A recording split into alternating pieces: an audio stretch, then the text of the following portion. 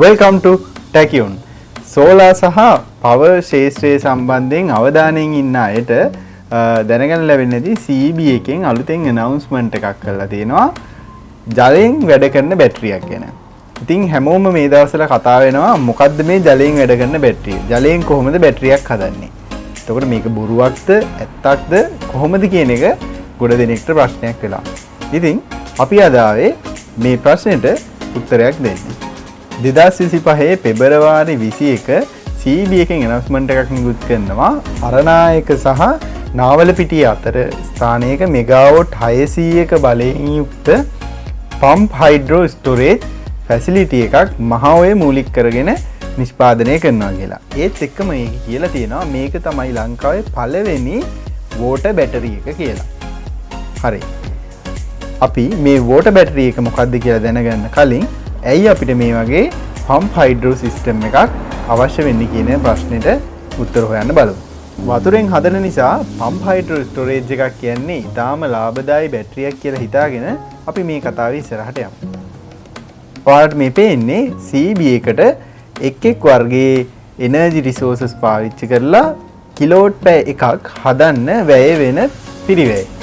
ඒතර ඔයාලට පේනවා ඇති තර්මල් ඔයිල් වලින් රුපියල් 155 ඉඳලා රුපියල් 52 දක්වා අතර පරාසය ජෙනරේට් කරන්න පුළුවන්.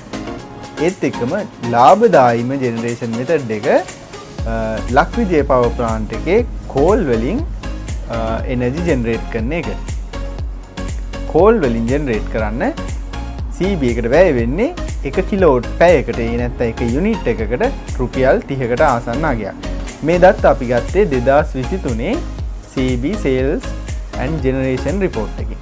ඒ නිසා යමහර දත්තවල යම්කිසි වෙනස්කම් තියෙන්න පුළුවන්.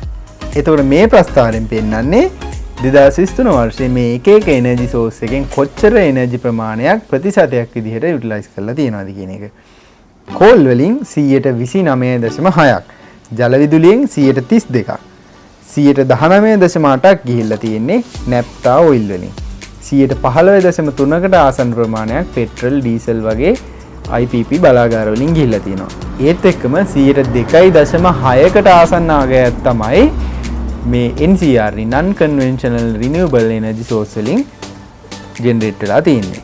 දැන් ඔයාලට එන ප්‍රශ්නයක් තමයි කෝල් සහ හයිඩ්‍රෝ වගේ ඉතා ලාභදායී බලාගාර තියෙද්දි මොකටද මේ IPP බලාගාර වලට වැඩිපුර ගාණක් ගෙවලා දුවන්නේ කියන එක.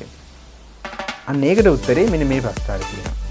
මේ ප්‍රස්තාවය පෙන්නන්නේ 2023 වර්ෂයේ ඇවරේජ් විදුලි ඉල්ලුම කොහොමද එක් පැයදී තිබිලා තියෙන්නේ කියන එක. ඒතකොට ඔයාලට පේනවා 2400ක වගේ උපරිම විදුලි ඉල්ලුමකුත් 1300ක් මෙගාවොට් වගේ අවම ඉල්ලුමකුත් වගේ විශාල පරාසයක මේ විදුලි ඉල්ලුම දවසේ තිබිලා තියෙන බව. ඉතින් මෙන්න මේ හේතුව නිසා කෝල් වගේ ඉතා ලාභදායී බේස් ලෝඩ් ප්ලාන්ට් උපරිම ජවයකින් ක්‍රියාත්මක කරන්න බැරි වෙනවා. ඒකට හේතුව මේ බේස් ලෝඩ් ප්ලාන්ට් හදලා තියෙන්නේ එයාලගේ ජෙනරේෂන් එක වෙනවා නම් ඒක අනිවාර්යයෙන්ම කන්සියුම් කරන්න කෙනෙක් ඉන්න ඕනේ.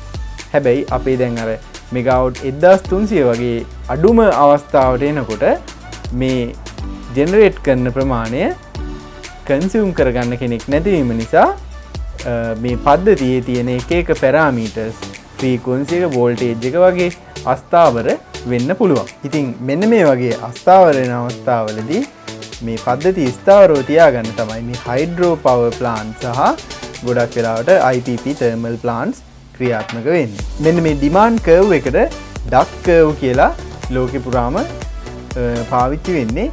මේක තාරාවෙක්ගේ වගේ හිසක් සහ වලිග ප්‍රදේශයක උපරිම ඉල්ලුමක් තියෙන අවස්ථා දෙකක් පමණක් දවසේ පුරා තියෙනවා.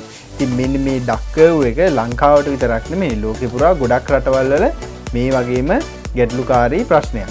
ඉතින් පම්ප් හයිඩ්‍රෝ ස්ටෝරේජ් එකක් කියන්නේ ඉතා ලාභදායී බැටරියක් නම් අපිට මෙන්න මේ වගේ ලාභදායී ජෙනරේෂන් ක්‍රම වලින් කරන්න පුළුවන් අතිරික්ත ජෙනරේෂන් එක ස්ටෝර් කරගෙන ඩිමාන්ඩ් එක වැඩි වෙලාවට සප්ලයි කරන්න පාවිච්චි කරන්න පුළුවන්. දැන් අපි බලමු මේ පම්ප් හයිඩ්‍රෝ ස්ටෝරේජ් එකක් කියන්නේ ලාභදායී වෙන්නේ කොහොමද කියන එක.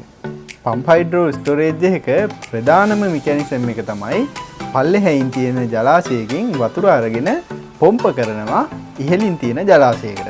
එතකොට මේ පොම්ප කිරීම කරන්නේ අතිරික්තව තියෙන මොකක් හරි එනර්ජි සෝස් එකක් පාවිච්චි කරලා. උදාහරණයක් හැටියට සෝලාර් පැනල්. ඒ නැත්තම් කෝල් වලින් එන ඇඩිෂනල් ජෙනරේෂන් එක වගේ දෙයක් වෙන්න පුළුවන්. ඉතින් මේක පාවිච්චි කරලා අඩු වියදමකින් මේ ජලය ඉහළින් තියෙන රෙසිවියරයකට ගිහින් ගබඩා කරලා තියාගෙන රාත්‍රී කාලයට හරි ඩිමාන්ඩ් එක වැඩියෙන් අවශ්‍ය වෙන වෙලාවට මේ ජලය අහපව් පල්ලෙහාට එන ගමන් ටර්බයින් එකක් කරකවලා පුළුවන් අපිට අහපව් මේ එනර්ජි එක නිෂ්පාදනය කරගන්න. සාමාන්‍යයෙන් පම්ප් හයිඩ්‍රෝ ස්ටෝරේජ් සිස්ටම් එක එෆිෂියන්සි එක 70%ක් 80ක් වගේ අගයක් තමයි ලෝකේ තියෙන අනෙක් ස්ටෝරේජස් දිහා බැලුවහම අපිට දැක ගන්න හම්බ වෙන්නේ.